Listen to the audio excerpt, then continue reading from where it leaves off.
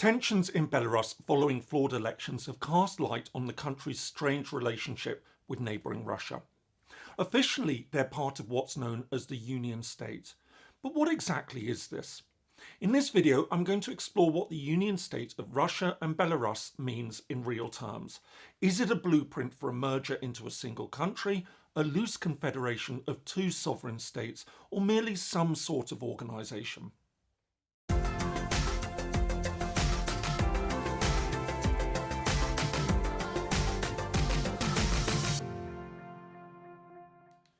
Hello, my name is James Ker-Lindsay. Welcome to Independent Thinking, a channel dedicated to international relations, statehood, independence, and the origins of countries. We have a tendency to think of countries in relatively simple terms.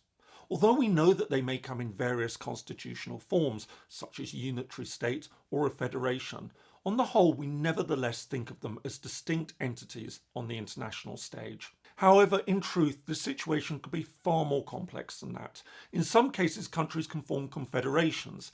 This allows the partners to essentially exist as separate countries but share certain functions. Moreover, states can, and increasingly are, coming together in new ways that blur the lines between fully independent sovereign statehood and political communities where they pool their sovereignties. The European Union is one such case.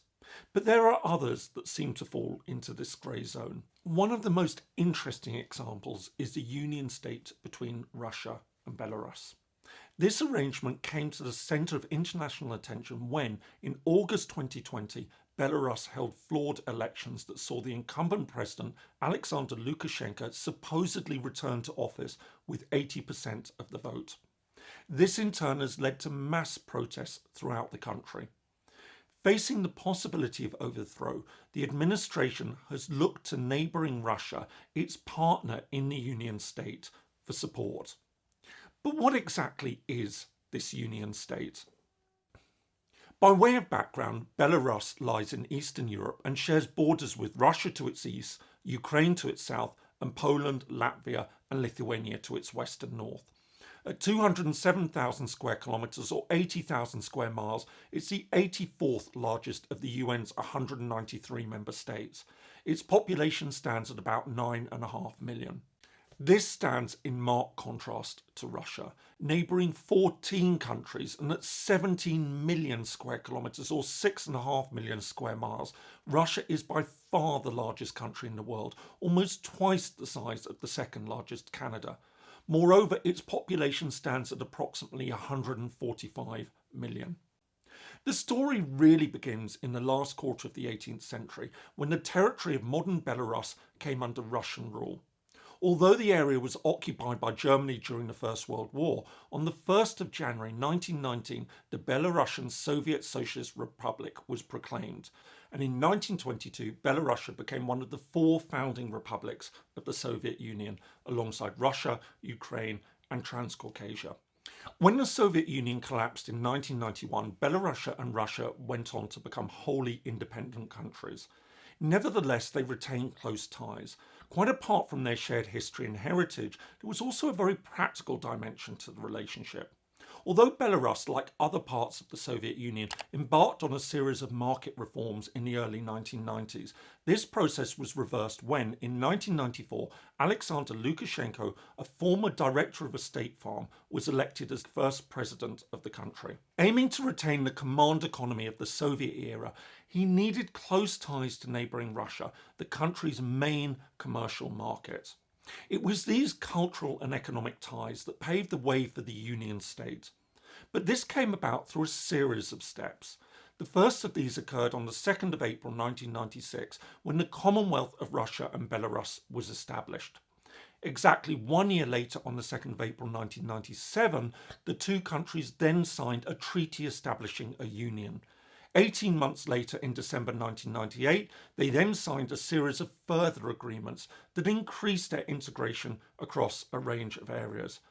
Finally, on the 8th of December 1999, they signed the Treaty on the Creation of a Union State between Russia and Belarus. According to Article 1 of the treaty, the Russian Federation and the Republic of Belarus shall establish a union state which will mark a new stage in the process of unification of the peoples of the two countries into a democratic state ruled by law. To do this, the treaty envisaged the creation of a single economic space, the pursuit of a coordinated foreign and defence policy, as well as a single legal system and a coordinated social policy.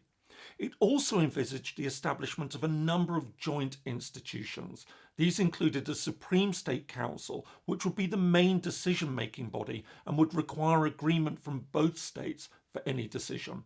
In addition, there'd be a Council of Ministers, which would include the Prime Ministers, the Foreign Ministers, and the Ministers of Economy and Finance of the two countries. In addition, a Parliament would be established, as would a court and an accounting body. Also, the option of establishing a single membership of international organisations, such as the United Nations, was also left open. So the idea behind the Union State was clearly to establish a single country of some sort or another, whether as a unitary state, a federation, or maybe a confederation. But what did it come to mean in real terms? One thing can be said for certain. Despite the obvious expectations that the two countries would formally unite, this never in fact happened.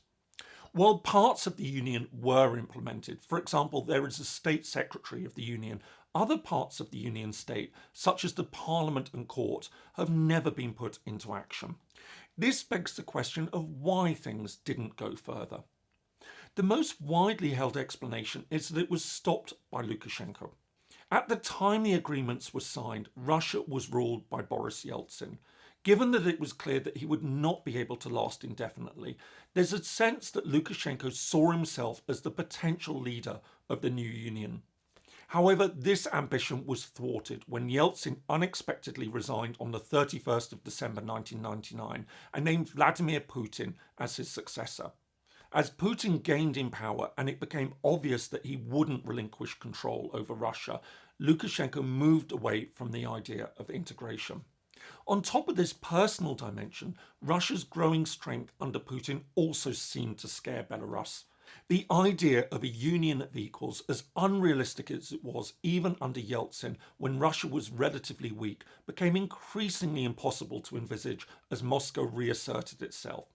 Indeed, in 2007, Lukashenko even accused Russia of seeking to absorb Belarus rather than pursue an equal partnership. All this seems to explain why the Union state didn't even develop into a looser confederation. While Belarus had no choice but to remain close to Russia, which still represented a key economic partner and also provided cheap energy to the country, Lukashenko in fact now began to chart a clearly independent path for the country in the years that followed. This even included cultivating ties with the European Union and the United States, sometimes to the direct detriment of the stated principles of the Union state. For instance, the idea for a joint currency never came to fruition. In fact, in 2008, Belarus tied its currency, the Belarus ruble, to the US dollar rather than to the Russian ruble. Meanwhile, even on key foreign policy issues, Belarus diverged from Moscow, sometimes in highly significant ways.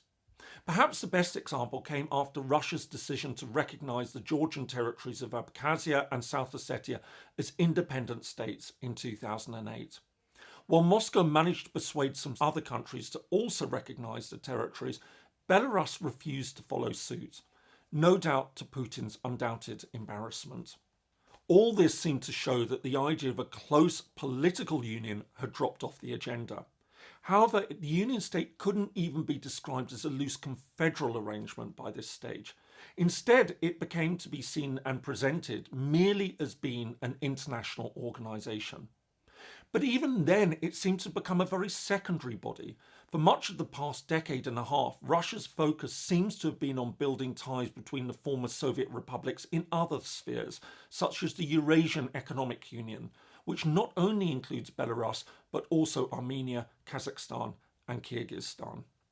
In recent years, the relationship between Moscow and Minsk has become marked by even more tension, with Moscow feeling that Minsk has not been doing enough to align itself with Russia. It's also stated that if Belarus wants more economic cooperation, it's going to have to accept greater political integration. This seems to suggest that Russia hasn't entirely given up on the idea of the Union. And it's against this backdrop that the current instability in Belarus is playing out. With the Lukashenko administration under extreme pressure, the question is whether it will now have to rely on Russian intervention of some sort to survive. And if so, what will Moscow's price for this be? Will we see a resurrection or even a reboot of the Union state, even under the unequal terms that Lukashenko had been avoiding? Of course, if Lukashenko falls, then this too would seemingly be likely to open up a debate about the Union state, but perhaps not in the way that many might expect. Importantly, and clearly not wishing to push Moscow towards supporting Lukashenko, the Belarus opposition has in fact said it would not seek to abandon the Union state if it were to come to power. The relationship between Russia and Belarus is fascinating. The decision of the two countries to pursue the Union state was seen by many as opening the path to eventual unification within a single country. And this in fact seems to have been the original intention, not least of all in the mind of the Belarus leader Alexander Lukashenko. However, it hasn't worked out like that. The growing strength of Russia and of Putin put paid to that idea. And while it's now seemingly described as an international organisation, this also seems to be a little bit ambitious.